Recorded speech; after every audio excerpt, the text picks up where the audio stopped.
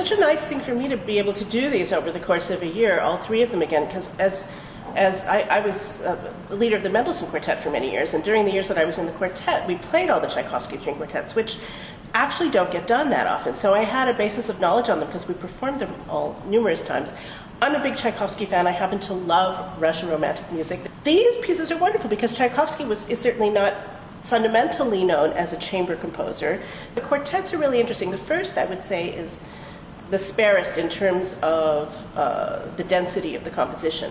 The movements are shorter, the textures are less complex. The second and third quartets are more in a similar vein. I would say are much more symphonic, I would call them, than the first quartet.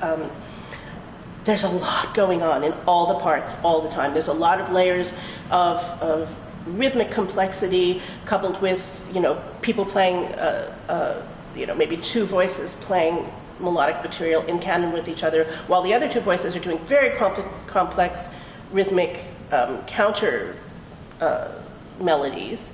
And you've got to kind of make it all fit together, and you've got to voice it, and you've somehow got to have the clarity of the main melody line coming out. And I would say in the second quartet, very similar to the third, in that the structure is, this big four-movement symphonic type structure with very,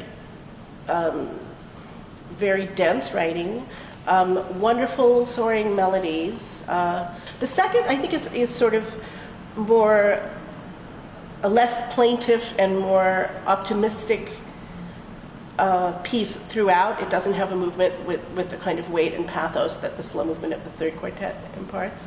And it's interesting because he wrote these kind of not that many years apart, and one is opus 11, one is opus 22, and one is opus 30.